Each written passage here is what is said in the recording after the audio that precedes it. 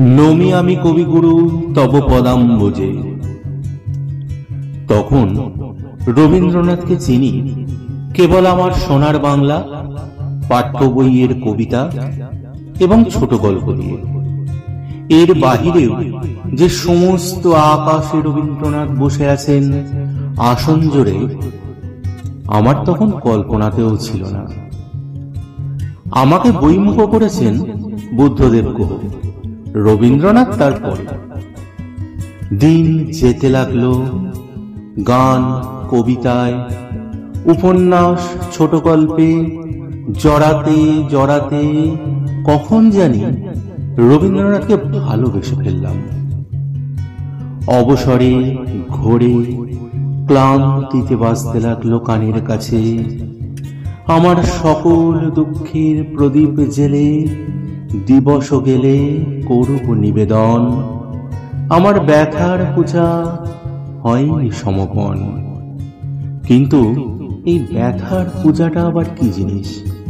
এই জিনিসের পেছনে কেটে গেছে অনেক রাত। ব্যথার পূজার সন্ধান আমি পাইনি। ক্লিন সেভ কিংবা চাপদারির সময়গুলোতে মাঝে মাঝে যখন মরে যেতে ইচ্ছে করে, তখন এই গানটার কথাই মনে পড়ে। এই গানটা শুনতে শুনতে তো অনায়াসে মরে যাওয়াই যায়। তাহলে কি আমাদের দুঃখ বেদনাগুলো গোছানোর আপ্রাণ চেষ্টাই ব্যথার পূজা, মরে যাওয়াই এর সমাপন? কি জানি, হয়তো না, এ কেবল আমার নিজস্ব ভ্রম। তুলসী বনির মতো দোল খাওয়া ঘোমটা পড়া মন শিখল তার কাছ থেকে। প্রেম এত অতুলনীয়, এত চমৎকার, এত ভবিতব্য স্বীকার করে নেওয়াও যায় ভালোবেসে। আরো কত কি শিখেছি নির্মোহ বেলায় মানুষ যেতে চাইলে যেতে দিতে হয়, বলতে শিখতে হয় নিজের খেয়াল রেখো। বাংলা শিখেছি, কবিতা শিখেছি, উপমা শিখেছি।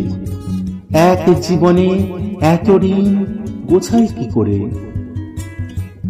গোছানোর কি বা দরকার? থাকতাম না হয় ঋণী। এ ঋণ তো সোনাদানার নয়, টাকা পয়সারও নয়। এ ঋণ হৃদয়ে, স্বর্গীয় আনন্দে।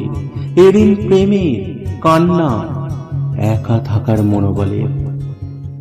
এ ঋণ থাকুক রবীন্দ্রনাথ, প্রাণের রবীন্দ্রনাথ। এ ঋণ থাকুক। অনঘ জন্মবাসরে প্রণাম তোমায়।